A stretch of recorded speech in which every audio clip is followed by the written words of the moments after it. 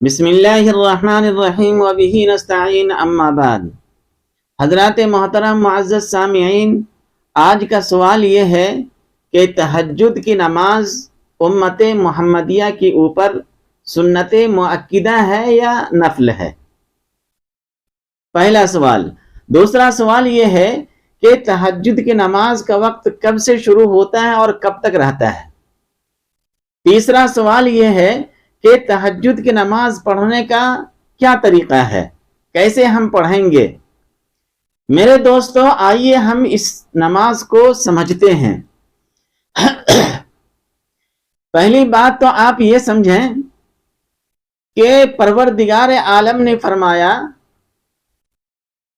کہ سرکار دو عالم صلی اللہ علیہ وسلم نے فرمایا کہ اللہ کہہ رہے ہیں، یعنی حدیث قدسی۔ اور بعض روایت کے اندر یہ ہے کہ حدیث قدسی نہیں ہے بلکہ سرکار دو عالم صلی اللہ علیہ وسلم کا فرمان ہے۔ بہرحال حدیث قدسی ہو یا آپ صلی اللہ علیہ وسلم کی فرمان ہو، فرمان موجود ہے۔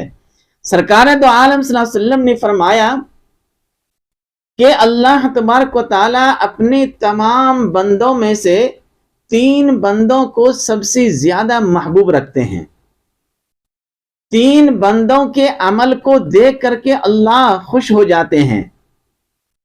سرور کونین صلی اللہ علیہ وسلم نے ارشاد فرمایا، ان میں سے ایک وہ ہے جو رات کے آخری حصے میں اپنے نرم اور گرم بستر کو چھوڑ کر اللہ کے سامنے سجدہ ریز ہو۔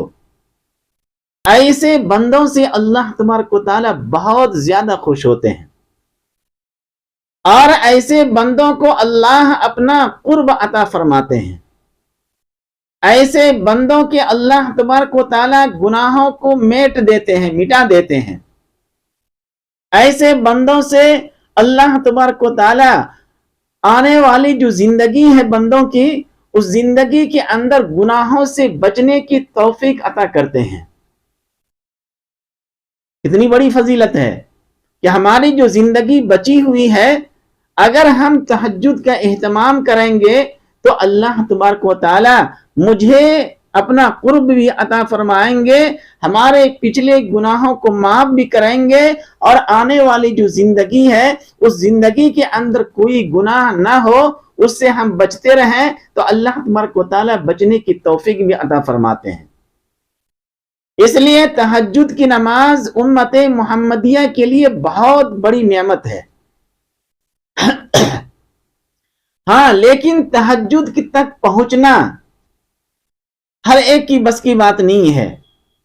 اگر کوئی شخص آپ صلی اللہ علیہ وسلم کی امت میں سے کوئی بھی انسان، چاہے وہ مرد ہو یا عورت ہو، اگر ان کی رسائی تہجد تک ہوتی ہے تو اس انسان کو سمجھ لینی چاہیے کہ مجھے اللہ تبارک و تعالیٰ نے اپنا قرب عطا کیا ہے۔ اللہ نے اپنا قرب، اپنا نزدیکی عطا فرمایا ہے، گویا کہ ہم ایسے ہیں جیسے کہ اللہ کے پہلو میں بیٹھے ہوئے ہیں۔ اگر کوئی انسان اللہ کے پہلو میں بیٹھے، وہ اسی وقت ہو سکتا ہے جبکہ 5 نمازوں کے ساتھ ساتھ وہ بندہ تہجد گزار بھی ہو، رات کے آخری حصے میں اٹھ کر کے تہجد پڑھتا ہو، تو اللہ تبارک و تعالیٰ اسے اپنا قرب اس طرح عطا فرمائیں گے گویا کہ وہ اللہ تبارک و تعالیٰ کے پہلو میں ہیں۔ جب کوئی انسان اللہ کے پہلو میں ہو تو اللہ تبارک و تعالیٰ ان کو تمام بلاؤں سے، تمام مصیبتوں سے، تمام پریشانیوں سے حفاظت فرمائیں گے۔ اور اگر وہ بندہ بیمار ہے تو اللہ تبارک و تعالیٰ اسے شفائے کلی میں عطا فرمائیں گے۔ شرط یہ ہے کہ ہماری رسائی 5 وقت نماز کے علاوہ تہجد تک ہو جائے۔ میرے دوستو، جیسا کہ کسی نے کہا ہے کہ ندامت کے چراغوں سے بدل جاتی ہے تقدیریں۔ جب انسان آنسو بہاتا ہے، وہ رات کے آخری حصے کے اندر اٹھ کر کے، جبکہ پوری دنیا سوئی ہوئی ہے، اللہ کے تمام مخلوقات سوئے ہوئے ہیں، اور یہ بندہ مصلی بچھاتا ہے اور اللہ کے سامنے سجدہ ریز ہوتا ہے اور اللہ کے سامنے روتا ہے، گر گراتا ہے، تو اللہ تبارک و تعالیٰ ان کی تمام پریشانیوں کو دور کر دیتے ہیں، اللہ تبارک و تعالیٰ ان کے تمام مسئلے کو حل کر دیتے ہیں۔ اس زندگی کے اندر انسان کے ساتھ بہت سارے مسائل ہیں، اگر ہم یہ چاہتے ہیں کہ اللہ سے ہم وہ مسائل کو حل کروا لیں تو مجھے چاہیے کہ ہم تہجد کی پابند بنیں۔ میرے دوستو، اللہ تبارک و تعالی نے اس بندوں سے خوش ہوتے ہیں جو رات کے آخری حصے کے اندر اٹھ کر کے تہجد پڑھتے ہیں۔ ایسے بندوں کے اعمال سے اللہ کی ذات بہت زیادہ خوش ہوتے ہیں، اور جب اللہ خوش ہو جاتے ہیں تو اسے اپنا قرب عطا فرماتے ہیں، ان کے تمام گناہوں کو مٹا دیتے ہیں۔ معلوم یہ ہو رہا ہے کہ تہجد کی نماز تمام گناہوں کو مٹانے والی ہے، اس وجہ سے بندوں کو چاہیے کہ وہ تہجد کی نماز کو پڑھے۔ اور دوسرے وہ بندے ہوتے ہیں جو نماز کے اندر صفوں کی ترتیب اچھی طرح سے کرتے ہیں، یعنی سب بندی جب نماز کے لیے ہم سب بناتے ہیں تو سب ٹیڑھی نہ ہو بلکہ سیدھا ہو، اس کے اوپر خیال رکھتے ہیں، تو اللہ تبارک و تعالیٰ ایسے بندوں کو بھی اپنا محبوب بناتے ہیں۔ ایسے بندوں سے بھی اللہ کی ذات بہت زیادہ خوش ہوتے ہیں۔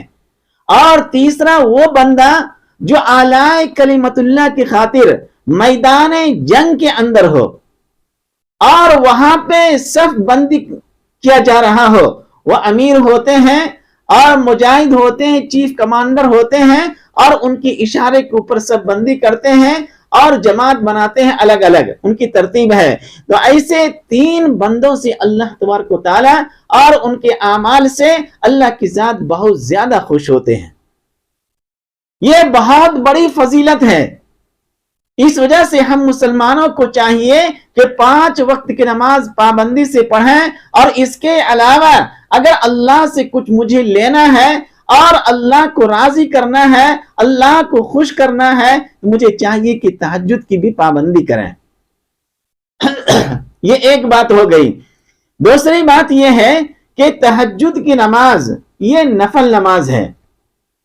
بعض علماء کرام کو اور خاص کر کے یہ امت کو الجھن کا شکار وہاں پہ ہوئے ہیں جہاں پہ ایک حدیث ہے، حضرت عبداللہ ابن مسعود رضی اللہ تعالی عنہ راوی ہیں، اور اس حدیث کے اندر سرور کونین صلی اللہ علیہ وسلم کی حدیث نقل کرتے ہیں۔ آپ صلی اللہ علیہ وسلم نے فرمایا کہ اگر کوئی شخص تہجد کی نماز نہ پڑھتا ہو، چھوڑ دیتا ہو، تو شیطان اس کے کان کے اندر پیشاب کر دیتا ہے۔ یہ حدیث ہے، اور وہ بھی تہجد کے بارے میں ہے، اور یہ حدیث صحیح ہے، لیکن یہ حدیث اس محل کے اندر نہیں ہے۔ علماء کرام نے اس حدیث کا جواب یہ دیا ہے کہ یہ اس شخص کے لیے ہے کہ اگر کوئی شخص تہجد کی نماز برابر پڑھ رہا ہو اور ہمیشہ پڑھتا ہو وہ، اور اس نماز کے اوپر مداومت کرتا ہو وہ، اور اس کے باوجود وہ چھوڑ رہا ہے، ہمیشہ پڑھ رہا تھا، 1 مہینہ مسلسل پڑھتا رہا، وہ ہو سکتا ہے کسی کام کے لیے پڑھ رہا ہو یا کسی ضرورت کے لیے پڑھ رہا ہو، لیکن مسلسل پڑھ رہا تھا وہ، اور پڑھتے پڑھتے ہو سکتا ہے اس کا کام وہ ہو گیا اور اس کے بعد چھوڑ دیا۔ جب آپ اللہ کے کسی احکام کے اوپر عمل کر رہے ہیں اور کرتے کرتے اسے چھوڑ دیں، تو اس کا مطلب یہ ہے کہ اللہ کی اس حکموں سے آپ اعراض کر رہے ہیں، اور اس اعراض کرنے کے نتیجے میں سرکار دو عالم صلی اللہ علیہ وسلم کی وہ وعید ہے کہ شیطان اس کے کان کے اندر پیشاب کر دیتا ہے۔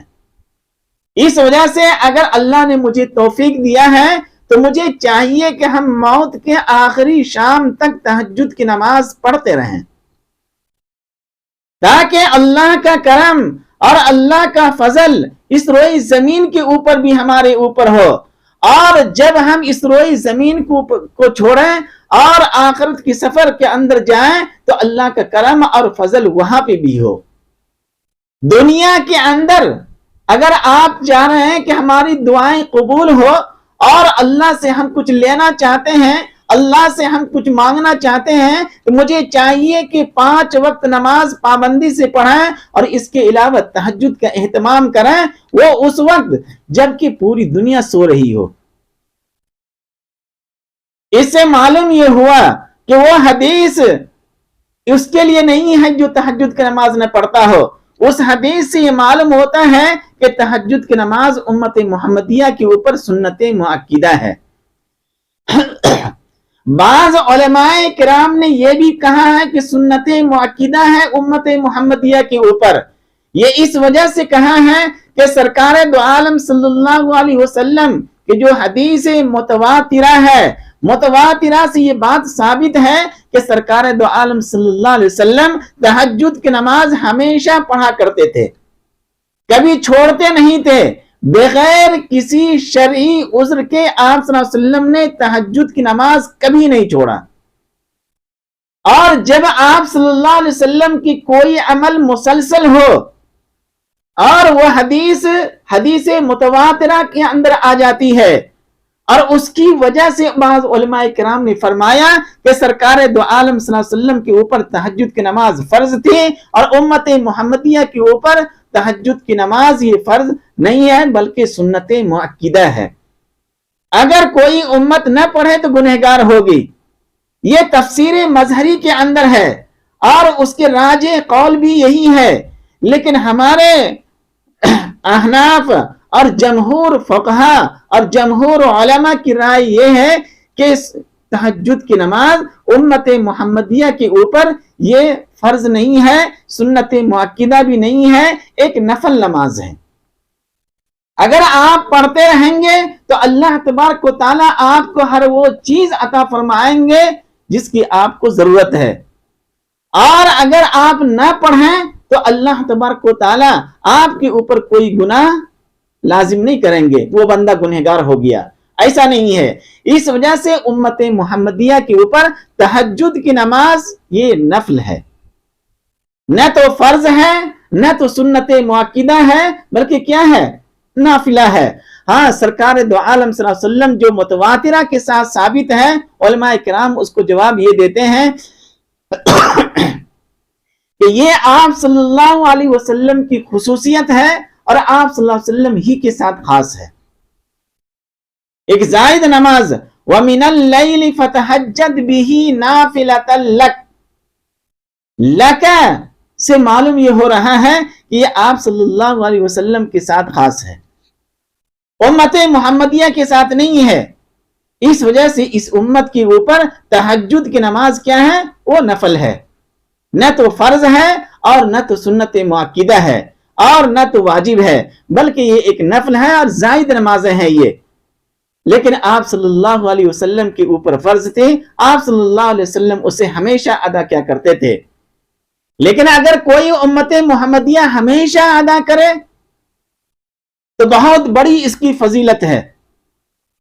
ایک حدیث کے اندر سرکار دو عالم صلی اللہ علیہ وسلم نے فرمایا کہ 5 نماز کے بعد اگر کوئی اہم نماز ہے اور اللہ اس نماز کو محبوب رکھتے ہیں تو وہ تہجد کی نماز ہے، یہ فضیلت ہے۔ اس وجہ سے ہم مسلمانوں کو چاہیے کہ 5 وقت کی نماز پابندی سے پڑھیں اور رات کے آخری حصے کے اندر اٹھ کر کے تہجد کی نماز بھی ادا کرنے کی کوشش کریں۔ تو معلوم یہ ہوا کہ تہجد کی نماز امت محمدیہ کے اوپر نہ تو فرض ہے نہ تو واجب ہے، بلکہ کیا ہے؟ یہ نفل نماز ہے۔ اس کا ٹائمنگ کیا ہے؟ سوال کے اندر آیا ہے کہ اس کا ٹائم کیا ہے، کون سی وقت میں ہم تہجد کی نماز پڑھیں گے؟ تو ہمارے فقہاء کرام نے فرمایا کہ عشاء کے نماز کے بعد تہجد کا وقت شروع ہو جاتا ہے اور صبح صادق تک باقی رہتا ہے۔ علامہ حسن بصری رحمت اللہ علیہ نے فرمایا کہ عشاء کے نماز کے بعد جتنی بھی نمازیں ہیں وہ سب کے سب تہجد کے اندر شمار ہوں گے۔ کون کہہ رہے ہیں؟ علامہ حسن بصری رحمت اللہ علیہ۔ اس وجہ سے تہجد کی نماز سے ہم فارغ ہو گئے اور اس کے بعد سے وقت شروع ہو گیا۔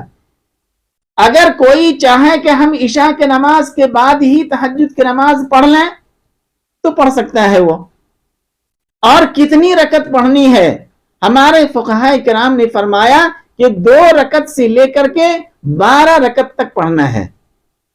اگر کوئی شخص پڑھنا چاہے 12 رکعت تک تو آرام سے پڑھ لیں وہ، اور اگر نہیں پڑھ سکتے ہیں تو کم از کم 2 رکعت نماز پڑھ لیں یا 4 رکعت نماز پڑھ لیں. سرکار دو عالم صلی اللہ علیہ وسلم سے 2 رکعت بھی ثابت ہے، سرکار دو عالم صلی اللہ علیہ وسلم سے 6 رکعت بھی ثابت ہے، سرکار دو عالم صلی اللہ علیہ وسلم سے 8 رکعت بھی ثابت ہے، سرکار دو عالم صلی اللہ علیہ وسلم سے 12 رکعت بھی ثابت ہے. بخاری اور مسلم کے اندر اس کی تفصیلات موجود ہیں. تو معلوم یہ ہوا کہ تہجد کا جو وقت ہوتا ہے وہ عشاء کی نماز کے بعد شروع ہو جاتا ہے.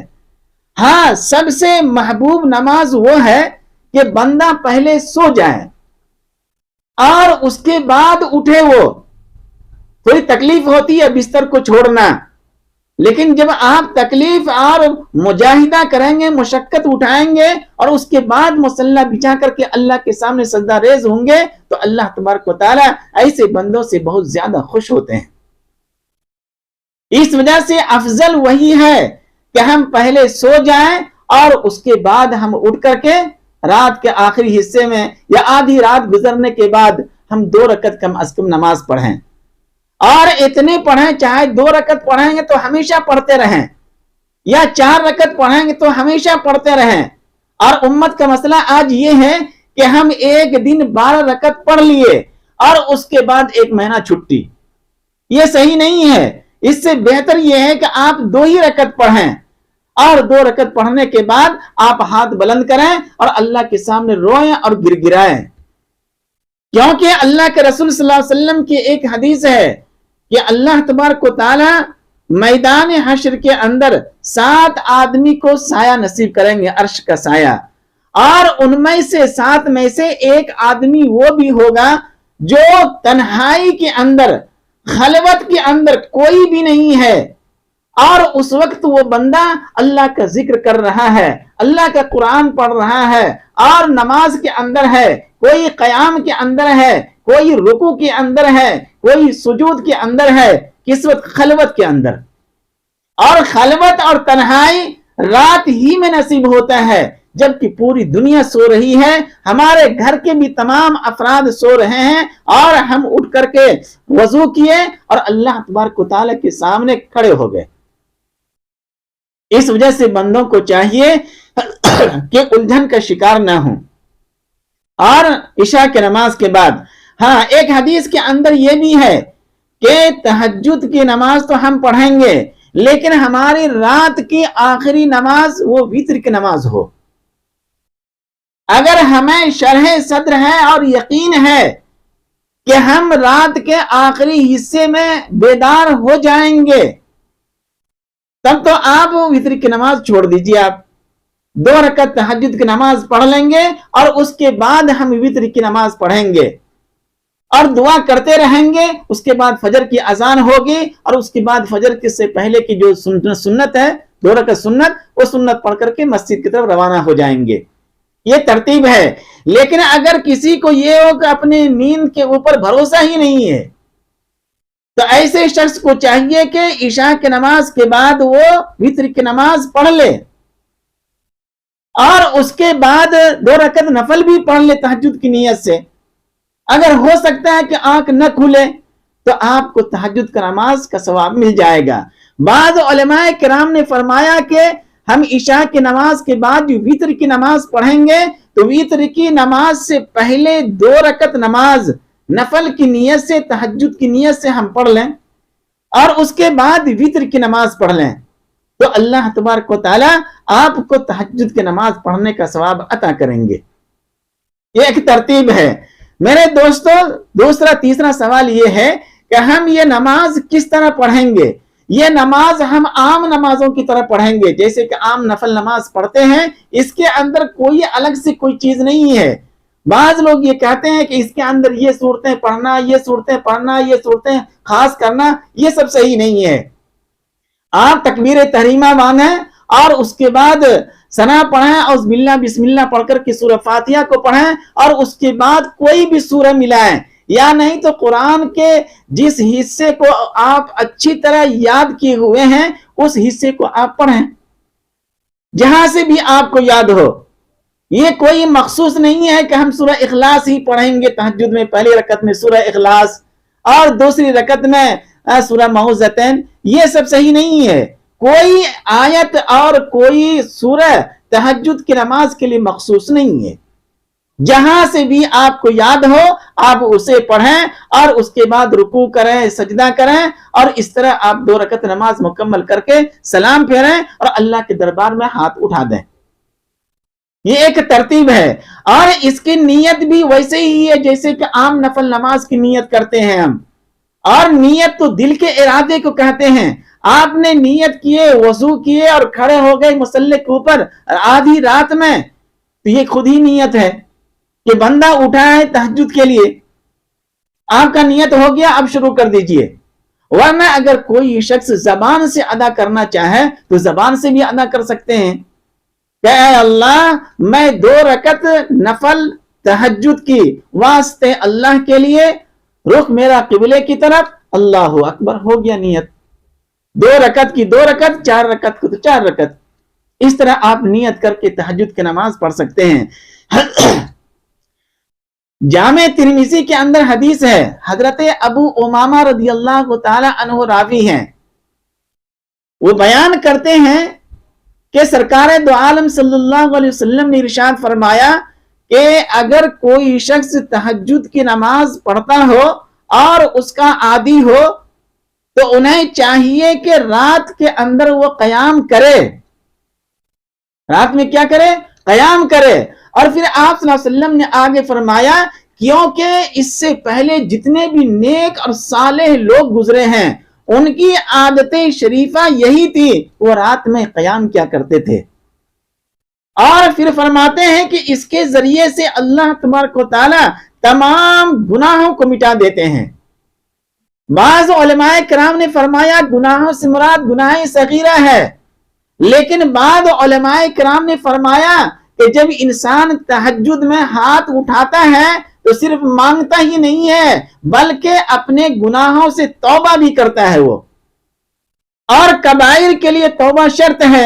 ایک بندہ 2 رکعت نماز پڑھ کر کے اللہ کے دربار میں ہاتھ اٹھا رہا ہے اور رو رہا ہے اور کہہ رہا ہے کہ اے اللہ مجھے بخش دے، اے اللہ میں نے بڑے بڑے گناہ کیے ہیں، جانے انجانے میں گناہ کیے ہیں، اے اللہ میرے تمام گناہوں کو معاف کر دے، اور میں وعدہ کرتا ہوں کہ آئندہ جو زندگی باقی ہے میں کوئی گناہ نہیں کروں گا، ہو گیا توبہ۔ یا وہ کہہ دے کہ اے اللہ میں توبہ کرتا ہوں، میری توبہ کو معاف فرما، تو اللہ تبارک و تعالیٰ ان کے صغیرہ گناہ ہو یا کبیرہ گناہ ہو، کیونکہ یہاں پہ توبہ بھی پائی جا رہی ہے، اس کی وجہ سے اللہ تبارک و تعالیٰ ان کے دونوں گناہوں کو معاف کر دیں گے۔ تو اس طرح میرے دوستو تہجد کی نماز آپ پڑھا کریں۔ جس انسان کی رسائی تہجد تک ہو گئی ہے تو اس انسان کو جان لینی چاہیے کہ اللہ تبارک و تعالیٰ نے اس کو اپنا قرب عطا کیا ہے۔ کیا کیا ہے؟ قرب عطا کیا ہے۔ اور فرمایا کہ جو انسان رات کے آخری حصے میں اٹھ کر کے اپنے نرم بستر کو چھوڑ کر کے اللہ کے حضور سجدہ ریز ہو، تو فرمایا سرکار دو عالم صلی اللہ علیہ وسلم نے کہ زمین سے لے کر کے عرش تک کائنات کی ساری چیزیں اس انسان سے گفتگو کرتی ہے۔ دوسری روایت کے اندر یہ ہے کہ اللہ کی برکت، اللہ کی رحمت، اللہ کا فضل اس انسان سے گفتگو کرتے ہیں۔ اندازہ کیجئے کہ کتنا محبوب ہوگا وہ بندہ جو رات کے اندر اٹھ کر کے قیام بھی کر رہا ہے، رکوع بھی کر رہا ہے، سجود بھی کر رہا ہے، اور اللہ کے دربار میں ہاتھ اٹھا کر کے رو رہا ہے۔ کتنا محبوب بندہ ہوگا وہ۔ اس وجہ سے میرے دوستو تہجد کا اہتمام کیجئے، اللہ تبارک و تعالی آپ کو اپنا قرب عطا فرمائیں گے۔ جسے اللہ نے دنیا کے اندر اپنا قرب عطا کیا، اپنا قریبی بنا لیا، دنیا کے اندر کوئی بھی ذات ایسی نہیں ہے جو اسے نقصان پہنچا سکے۔ اس وجہ سے امت کو چاہیے کہ 5 وقت کی نماز کی پابندی کریں اور اس کے علاوہ تہجد کی نماز کی بھی پابندی کریں. اور اس کی اور تفصیلات آپ دیکھنا چاہتے ہیں تو تفسیر مظہری کے اندر دیکھیے, تفسیر قرطبی کے اندر دیکھیے, تفسیر ابن کثیر کے اندر دیکھیے, اور بہت ساری تفاسیر کی کتابیں ہیں. وَمِنَ اللَّيْلِ فَتَهَجَّدْ بِهِ نَافِلَةً لَكَ کے اندر بہت ساری تفصیلات ہے. مجھے امید ہے کہ اتنی تفصیلات جو میں نے آپ کے سامنے رکھ دیا یہ کافی ہے. ہم لوگ اللہ تبارک و تعالیٰ سے دعا کریں کہ اللہ تبارک و تعالیٰ مجھے 5 وقت کی نماز پابندی سے پڑھنے کی توفیق عطا فرمائے, اور اس کے ساتھ ساتھ جو نوافل ہیں اسے بھی پڑھنے کی توفیق عطا فرمائے. نوافل میں سے خاص کر کے تہجد کی نماز پڑھنے کی توفیق عطا فرمائے. آمین.